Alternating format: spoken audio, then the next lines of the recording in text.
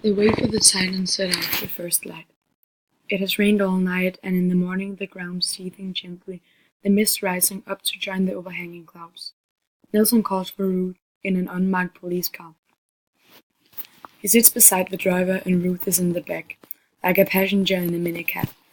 They drive in silence to the car park near where the bones were first found. As they drive along the Saltmarsh Road, the only sounds are the sudden staccato crackle of the police radio and the driver's heavy, cold-clogged breathing. Nelson says nothing. There's nothing to say. They get out of the car and walk across the rain-sodden grass towards the marsh. The wind is whispering through the reeds, and here and there they see glimpses of still, sullen water reflecting the grey sky. At the edge of the marshland, Ruth stops looking for the first sunken post, the twisting shingle path that leads through the treacherous water and out to the mudflats. When she found it half submerged by the brackish water, she sets out without looking back. Silently they cross the marshes. As they get near the sea, the mist disperses and the sun starts to filter through the clouds. At the hinged circle, the tide is out and the sand glitters in the early morning light. Ruth kneels on the ground as she saw Eric doing all those years ago. Gently she stirs quivering mud with her trowel. Suddenly everything is quiet. Even the seabirds stop their mad skirling and calling up above. Or maybe they're still there and she just doesn't hear them. In the background she can hear Nelson breathing hard, but Ruth herself feels strangely calm. Even when she sees it, the tiny arm still wearing the christening bracelet, even then she feels nothing. She had known what she was going to find. Okay, so the setting in this novel is very cold. It says at the start, they wait for the tide and set out at first light. It definitely tells a lot about the weather in England where she lives.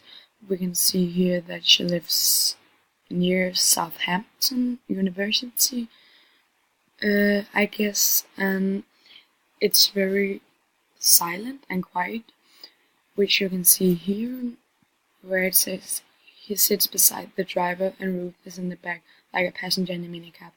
They drive in silence to the car park near where the bones were first found. So it's a bit of like grumpy and you don't want to know what's going to happen, but it's definitely built up like a feeling that something is going to happen. So the wind is whispering through the reeds, and here and there they see glimpses of still sullen water reflecting on the grey sky. So we're in England and it rains a lot and it's like a very bad weather and in a very bad mood, and it's kind of scary. And suddenly they cross the marshes. I don't get like the feeling that they're saying a lot of things. And as they near sea, the mist disperses and the sun starts to filter through the clouds. So when they get there, it's like the sun just comes out of the clouds and everything is like better, and she starts to feel more calm. Maybe it's because like it's her favorite place to be, and she is an oncologist, and she's like the person who lives for her job. And yeah, it's like very silent and there's not happening much, even though we get a feeling that there's happening a lot. And it's a bit weird because it says even when she sees the tiny arms still wearing the christening bracelet, even then she feels nothing.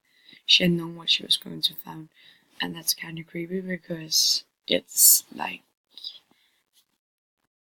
we get a feeling that maybe it's her daughter or something, that she knows what she's going to find. Like she buried her daughter, and that's kind of creepy. And I think it's weird because it doesn't say more, but it's also probably, of course. But if we read more, maybe. And yeah.